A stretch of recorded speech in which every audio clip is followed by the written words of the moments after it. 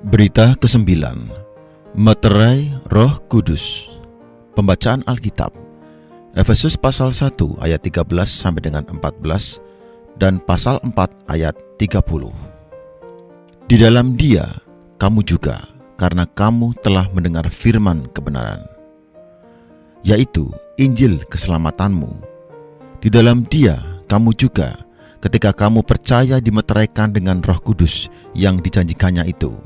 Dan Roh Kudus itu adalah jaminan bagian kita sampai kita memperoleh seluruhnya, yaitu penebusan yang menjadikan kita milik Allah untuk memuji kemuliaan-Nya. Dan janganlah kamu mendukakan Roh Kudus Allah yang telah memeteraikan kamu menjelang hari penyelamatan. Begitu percaya mendapatkan.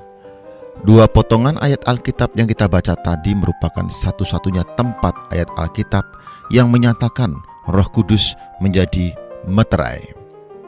Dalam berita ini, kita akan membahas bagaimanakah hubungan Roh Kudus terhadap orang Kristen dan orang Kristen terhadap Roh Kudus.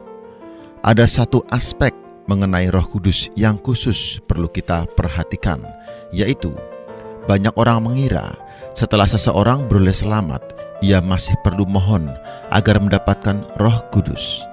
Sekarang, mari kita bersama-sama melihat apakah anggapan kebanyakan orang itu bisa dipertanggungjawabkan, apakah pendapat kebanyakan orang itu bisa dipercayai. Tentu, Anda semua juga jangan begitu saja mengira bahwa apa yang saya katakan itu bisa dipercayai. Marilah kita lihat bagaimana Alkitab mengatakannya, karena hanya perkataan dalam Alkitab yang bisa dipercayai. Mari kita melihat ayat 13. Di dalam Dia kamu juga, karena kamu telah mendengar firman kebenaran, yaitu Injil keselamatanmu. Di dalam Dia kamu juga, ketika kamu percaya. Apakah firman kebenaran itu? Yaitu Injil yang menyelamatkan, Injil keselamatan. Ketika kita mendengarkan Injil, kita percaya kepada Kristus. Yang kita percayai adalah satu persona, Kristus, bukan teori atau bukan doktrin apapun. Firman kebenaran memberitahu kita tentang Kristus yang menyelamatkan kita itu, sehingga setelah kita mendengarkan Injil, kita percaya kepada Kristus, bukan percaya kepada keempat kitab Injil atau percaya kepada doktrin yang diberitakan dalam lembaran traktat Injil. Benda-benda itu tidak bisa menyelamatkan kita. Jadi, langkah pertama adalah kita mendengarkan firman kebenaran, yaitu Injil keselamatan. Langkah kedua adalah percaya kepada Kristus. Kalau seseorang telah mendengar dan ia percaya kepada Kristus, segera ia dimeteraikan dengan Roh Kudus yang dijanjikannya itu. Kata percaya dalam bahasa aslinya adalah kata yang sangat penting. Jadi, begitu Anda percaya, saat itu juga Anda dimeteraikan dengan Roh Kudus. Tidak perlu menunggu 3 hari, 5 hari, atau beberapa hari kemudian baru dimeterai dengan Roh Kudus. Alkitab memberitahu kita ketika kita percaya. Saudara-saudari, hari ini kita semua di sini, saya ingin bertanya kepada Anda semua, sudahkah Anda mendengarkan firman kebenaran? Sudahkah Anda percaya? Kalau Anda telah mendengar dan telah percaya Kristus, coba Anda pikir, apakah Anda mempunyai Roh Kudus? Alkitab memberitahu kita ada Roh Kudus di dalam orang yang percaya, seperti meterai yang dimeteraikan. Sebenarnya, apakah kita mempunyai Roh Kudus?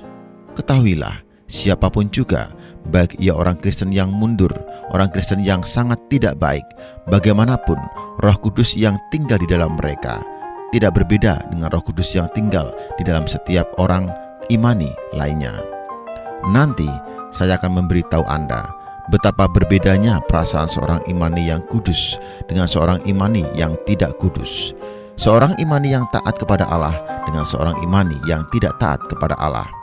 Tetapi Roh Kudus yang tinggal di dalam orang imani yang kudus dan orang imani yang tidak kudus, Roh Kudus yang tinggal di dalam orang imani yang taat dan orang imani yang tidak taat adalah sama, tidak berbeda. Bagaimanapun, tidak ada perbedaan. Yang lain ada perbedaan, tetapi dalam hal ini Roh Kudus di dalam sebagai meterai, tidak ada perbedaan. Kalau Anda telah mendengarkan Injil dan telah percaya Kristus, Roh Kudus yang ada di dalam Anda dan Roh Kudus yang ada di dalam kaum imani lainnya tidak ada perbedaannya. Kalau Anda belum percaya Kristus, pasti ada perbedaan.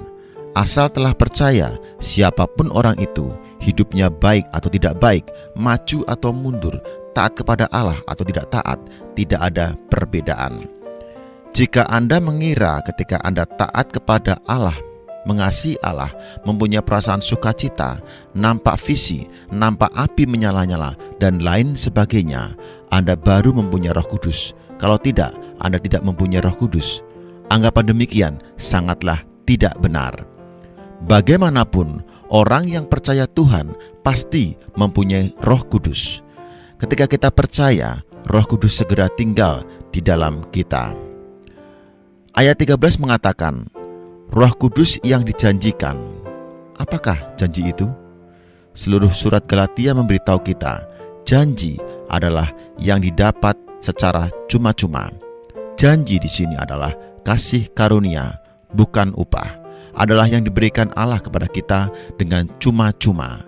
Banyak orang tidak mengerti mengapa orang Kristen, setiap orang yang beroleh selamat mempunyai Roh Kudus di dalam mereka. Mereka mengira harus mencapai tahap tertentu dalam kehidupan rohani, baru bisa mempunyai Roh Kudus tinggal di dalam.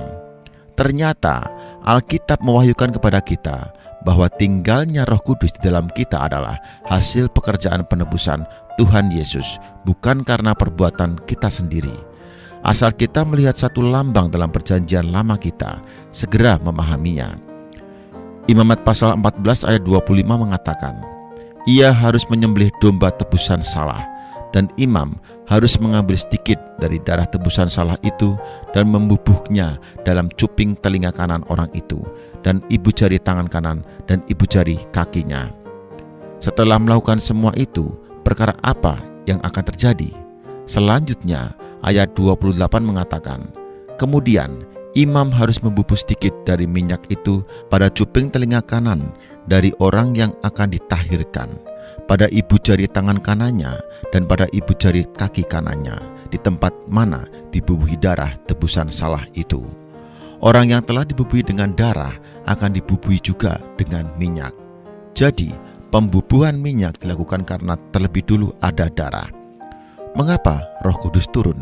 Karena sudah ada darah, bukan karena perbuatan Anda atau perbuatan saya yang baik, melainkan karena ada darah, maka Allah menuangkan Roh Kudus yang dijanjikan. Sebab itu, barang siapa mendengar firman kebenaran dan kemudian percaya Kristus, pasti mendapatkan Roh Kudus. Roh Kudus sebagai meterai. Pada ayat 13, Roh Kudus dikatakan seperti apa? Seperti meterai. Syukur kepada Allah, karena Roh Kudus seperti meterai. Saudara-saudari, tahukah Anda mengapa suatu itu perlu dimeterai? Apa pula arti meterai?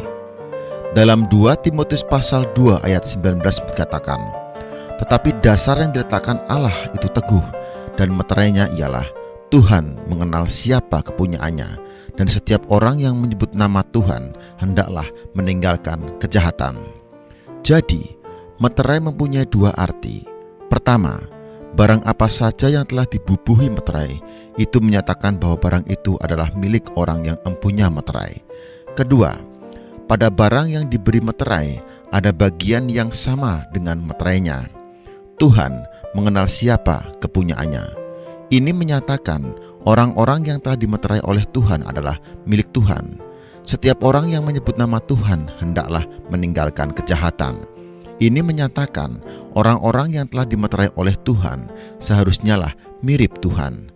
Arti pertama dimeterai ialah kita milik Tuhan. Arti kedua ialah kita mirip Tuhan. Misalnya, saya membubuhkan meterai atau lak pada sebuah surat. Terlihatlah bahwa meterai yang dicapkan pada sampul itu sama dengan meterai yang saya bubuhkan. Ada kalanya ketika kita melihat seorang anak laki-laki mirip dengan ayahnya atau anak perempuan mirip dengan ibunya, kita katakan mereka itu keluar dari satu cetakan. Inilah arti kedua dari Roh Kudus sebagai meterai. Sebab itu, Roh Kudus sebagai meterai memberitahu kita dua hal. Pertama, aku adalah milik Tuhan. Kedua, aku harus mirip Tuhan karena Dia adalah kudus. Pemahaman orang-orang Efesus terhadap Roh Kudus sebagai meterai lebih baik daripada kita, karena tempat mereka merupakan tempat perdagangan kayu. Efesus adalah tempat yang lokasinya dekat dengan pelabuhan. Pada masa itu, kayu-kayu ditebang di atas gunung, kemudian dihanyutkan di sungai, sampai akhirnya terhanyut ke tempat mereka. Saya percaya, membaca sebuah buku yang membicarakan Efesus, banyak tamu datang ke sana untuk membeli kayu. Setiap pembeli membawa meterai besi berbentuk seperti palu besi yang berlainan. Setelah mereka tawar-menawar dan menetapkan harga, orang-orang yang membeli kayu itu akan membubuhkan tanda meterainya pada kayu yang dibelinya, kemudian baru pulang. Meskipun setelah transaksi itu sudah lewat 3 atau 5 bulan, tidaklah mengapa, karena mereka tidak segera memakai kayu-kayu itu. Ketika pembeli tadi akan memakainya, ia boleh mengutus orang kepercayaannya untuk mengambil kayu-kayu itu dengan membawa meterai besi yang semula. Penjualnya tinggal memeriksa atau membandingkan meterai di atas kayu dengan meterai besi yang dibawa. Jika bentuknya persis, boleh diambil. Tindakan demikian tidak bisa salah. Di banyak tempat juga demikian. Orang-orang yang membeli kayu di hulu sungai sering terlebih dulu membubuhkan meterai pada kayu yang dibelinya. Kemudian, kayu-kayu itu dihanyutkan ke hilir mengikuti arus sungai. Setiap pembeli mengenali kayu-kayu miliknya berdasarkan meterai masing-masing. Allah tidak saja memeteraikan kita dengan Roh Kudus sebagai meterai untuk menyatakan kita adalah miliknya, juga memberitahu kita begitu dimeterai, kita terus menunggu sampai hari penebusan kita. Sebab itu, surat Efesus pasal 4 ayat 30 mengatakan, "Dan janganlah kamu mendukakan Roh Kudus Allah yang telah memeteraikan kamu menjelang hari penyelamatan." Terjemahan lain, menunggu sampai hari penebusan itu datang. Ini bukan berarti menunggu sebentar saja, melainkan menunggu sampai hari penebusan itu datang. Apa arti hari penebusan? Yaitu tubuh kita tertebus dan terangkat. Ketika Tuhan datang untuk mengangkat kaum imani, ada kaum imani yang sedang berada di Shanghai, ada yang di Asia Tenggara, ada yang di Cina, ada yang di Inggris, ada yang di Afrika. Lalu, bagaimana Tuhan mengenal mereka? Karena ada meterai. Meterai diperuntukkan hari penebusan. Ada meterai tidak bisa kacau dan tidak bisa salah. Allah juga seperti pedagang yang membeli kayu tersebut. Dia akan menurut meterainya mengumpulkan dan memiliki orang-orang miliknya. Orang yang tidak mempunyai Roh Kudus, yaitu yang bukan miliknya, ia tidak mau. Barang siapa mempunyai Roh Kudus, yaitu orang yang miliknya, akan dijemput, diangkat, dan dibawanya pulang pada waktu yang tepat. Mengenai jumlah yang terangkat atau urutan pengangkatan, karena di luar judul ini tidak kita bicarakan di sini. Permulaan penghidupan orang Kristen kita adalah beroleh selamat.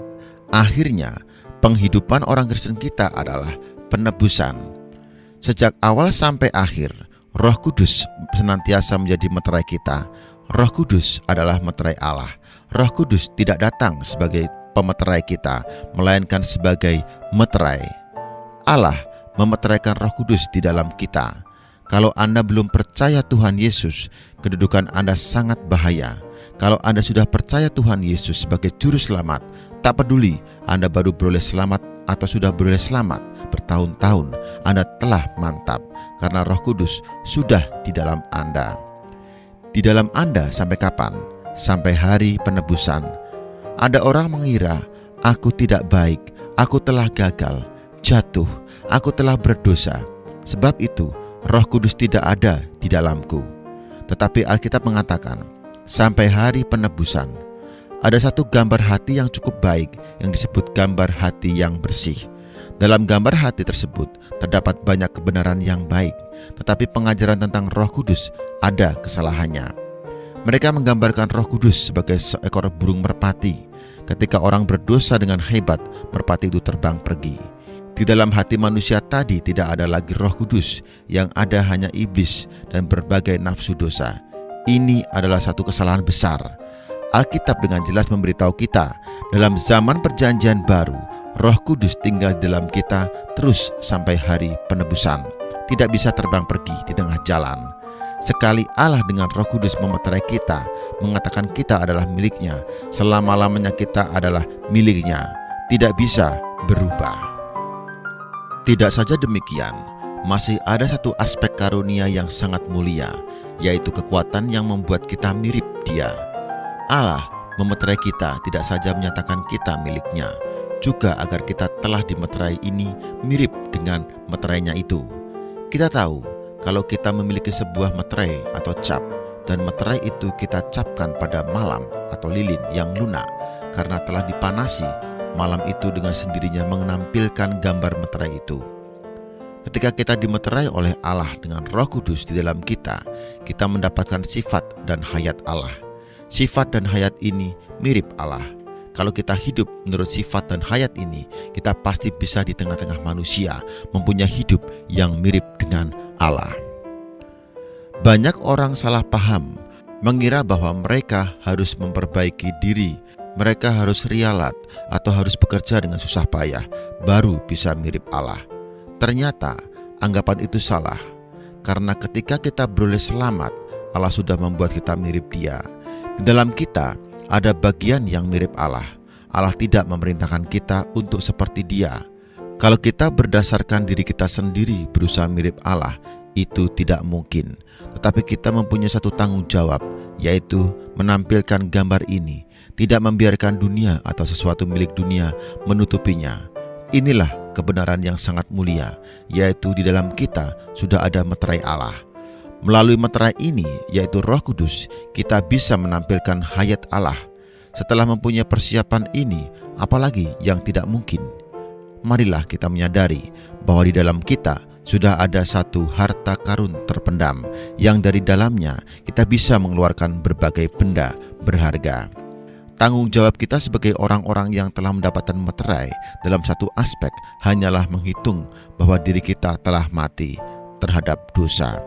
Percaya bahwa apapun yang berlawanan dengan gambar ini sudah dibereskan oleh salib Tuhan Yesus Kristus.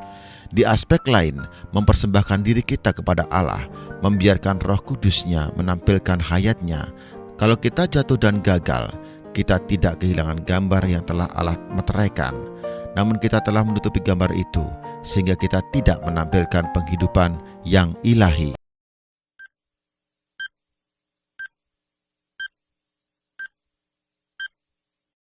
Terkenal nyanyi menghalau pikun.